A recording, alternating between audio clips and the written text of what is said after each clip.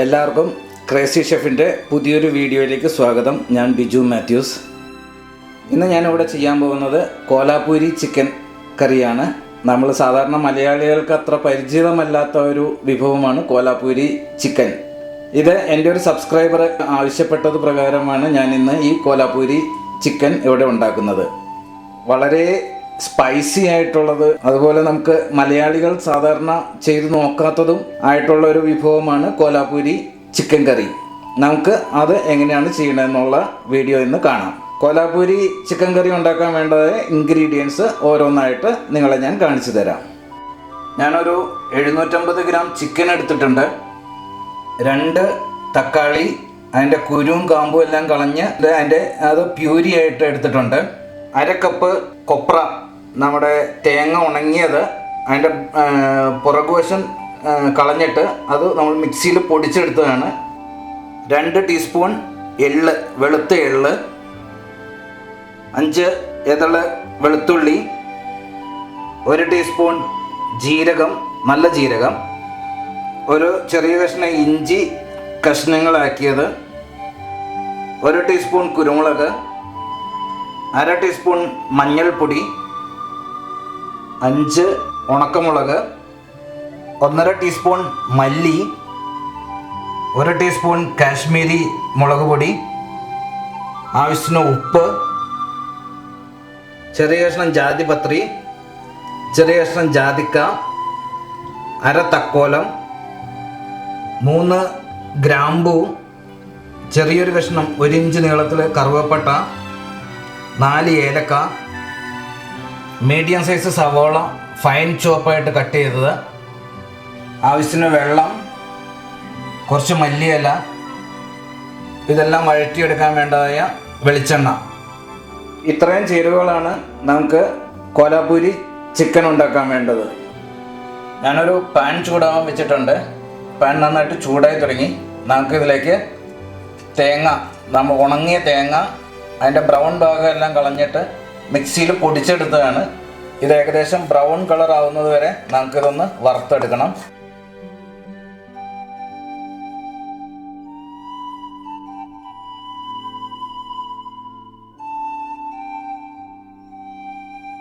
കൊപ്ര നല്ല ബ്രൗൺ കളറായി. ഇതിലേക്ക് മല്ലി,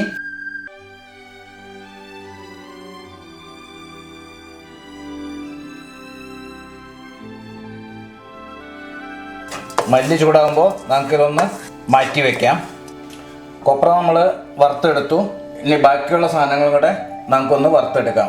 എള്ള്, ജീരകം, കുരുമുളക്, 3 ഉണക്കമുളക്, ഏലക്ക, ഗ്രാമ്പൂ, കറുവപ്പട്ട, ജാതിപത്രി, ജാതിക്ക, തക്കോലം, ഇത് നമുക്കൊന്ന് വറുത്തെടുക്കണം.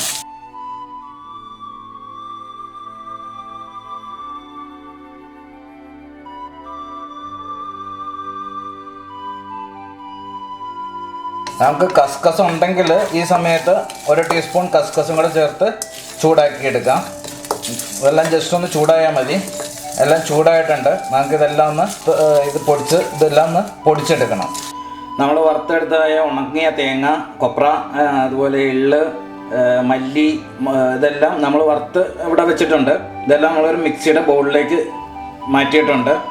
വെളുത്തുള്ളി, ഇഞ്ചി, കുറച്ച് വെള്ളം, നമുക്കൊരു പേസ്റ്റ് ആക്കാൻ പാകത്തിനുള്ള വെള്ളം ഒഴിച്ച് ഇതൊന്ന് നന്നായിട്ട് പേസ്റ്റായിട്ട് അരച്ചെടുക്കാം. അപ്പോൾ ഞാനിത് പേസ്റ്റായിട്ട് അരച്ചെടുത്തിട്ട് വേഗം വരാം. നമ്മൾ വറുത്ത് വെച്ച സാധനങ്ങളെല്ലാം ഞാൻ പേസ്റ്റായിട്ട് അരച്ചെടുത്തു. അധികം പേസ്റ്റല്ല, ഞാനിവിടെ അരച്ചെടുത്തിട്ടുണ്ട്. ഇനി നമുക്ക് ചിക്കൻ മാരിനേറ്റ് ചെയ്യാം. ചിക്കൻ മാരിനേറ്റ് ചെയ്യാൻ ആവശ്യത്തിന് ഉപ്പ്, 1/2 ടീസ്പൂൺ മഞ്ഞൾപ്പൊടി, നമ്മൾ അരച്ചു വച്ചിരിക്കുന്ന മസാല,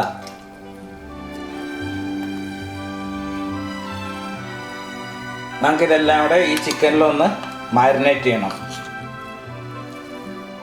ചിക്കൻ നമ്മൾ നന്നായിട്ട് മാരിനേറ്റ് ചെയ്ത് വെച്ചു. ഇനി നമുക്ക് ഇതൊരു 10 മിനിറ്റ് ഇതുപോലെ മാരിനേറ്റ് ചെയ്ത ചിക്കൻ റെസ്റ്റ് ചെയ്യാൻ വെക്കുക. ഈ സമയത്ത് നമുക്ക് ബാക്കിയുള്ള കാര്യങ്ങൾ ചെയ്യാം.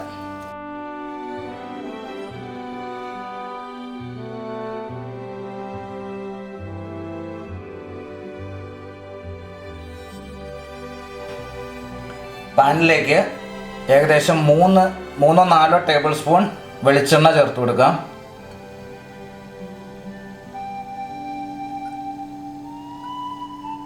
എണ്ണ ചൂടായി. ഇതിലേക്ക് നമുക്ക് 2 വറ്റൽമുളക്, നമ്മൾ ഫൈൻ ചോപ്പ് ചെയ്ത് വെച്ചിരിക്കുന്ന 2 സവോള, അതിന് വേണ്ടതായ ഉപ്പ്, ഇതെല്ലാം നമുക്ക് നല്ലതുപോലെ വഴറ്റിയെടുക്കണം. ഏകദേശം ഈ സവോളയെല്ലാം ഒരു ഗോൾഡൻ ബ്രൗൺ ആയി വരുന്നത് വരെ നമുക്കിത് വഴറ്റിയെടുക്കാം.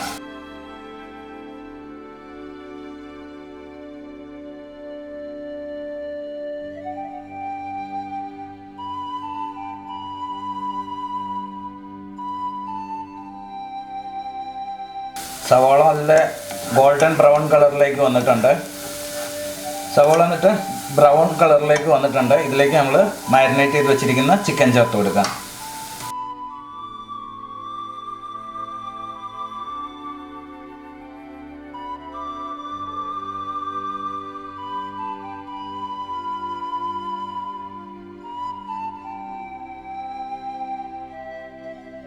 ചിക്കന് തന്നത് ആ സവോളയൊക്കെ ആയിട്ടൊന്ന് ശരിക്കും ഒന്ന് മിക്സ് ചെയ്ത് എടുക്കണം.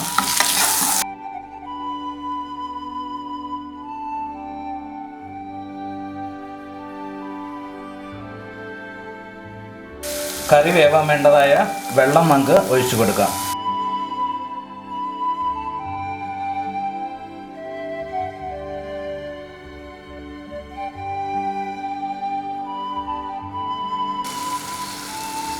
ഇത് നമുക്ക് മൂടി വെച്ച് വേവിച്ചെടുക്കണം. ഒരു 3-4 മിനിറ്റ് നമുക്കിതിങ്ങനെ മൂടി വെച്ച് വേവിച്ചെടുത്തിട്ട് ഏകദേശം ഒരു 5 മിനിറ്റ് കഴിഞ്ഞു. നമുക്കിതിലേക്ക് ടൊമാറ്റോ പ്യൂരി ചേർത്ത് കൊടുക്കാം. 2 ടൊമാറ്റോ കായും അതിൻ്റെ ഉള്ളിലുള്ള കുരുവും കാമ്പും എല്ലാം കളഞ്ഞതാണ്. അതെന്താണെന്ന് വെച്ച് കഴിഞ്ഞാൽ നമ്മുടെ ടൊമാറ്റോയിലുള്ള കുരു ഉള്ളിൽ ചെന്ന് കഴിഞ്ഞാൽ, മനുഷ്യ ശരീരത്തിൽ ചെന്ന് കഴിഞ്ഞാൽ നമുക്ക് കിഡ്നി സ്റ്റോൺ ഉണ്ടാകാനുള്ള സാധ്യതകൾ കൂടുതലാണ്.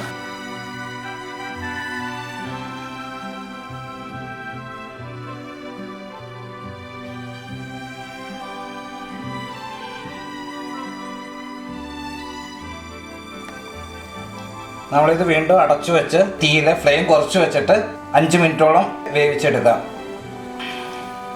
ഏകദേശം ഒരു 5-8 മിനിറ്റ് കഴിഞ്ഞു. ചിക്കനൊക്കെ നന്നായിട്ട് വെന്ത് വന്നിട്ടുണ്ട്. ആവശ്യത്തിന് ഗ്രേവിയും എല്ലാം ആയിട്ടുണ്ട്. ഇതിലേക്ക് നമുക്ക് കാശ്മീരി ചില്ലി പൗഡർ ചേർക്കാം.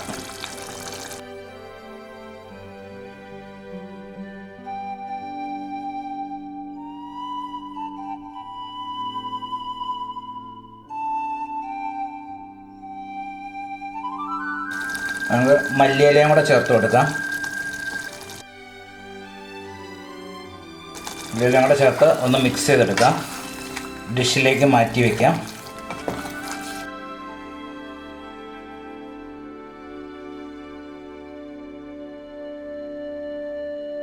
കോലാപ്പൂരി ചിക്കൻ കറി റെഡിയാണ്. വളരെ സ്പൈസിയും അതുപോലെ തന്നെ നല്ല സ്വാദുമുള്ള, എന്നാൽ മലയാളികൾക്ക് അത്ര പരിചിതമല്ലാത്ത ഒരു വിഭവമാണ് കോലാപ്പൂരി ചിക്കൻ കറി. വളരെ മനോഹരമായിട്ട് നമ്മളത് വളരെ എളുപ്പത്തിൽ നമ്മളിവിടെ ചെയ്തെടുത്തു. നിങ്ങളിത് വീടുകളിൽ ട്രൈ ചെയ്യുക. നിങ്ങളുടെ അഭിപ്രായങ്ങളും നിർദ്ദേശങ്ങളും എല്ലാം കമൻറ്റുകളായിട്ടും ലൈക്കുകളായിട്ടും ഞങ്ങളെ അറിയിക്കുക.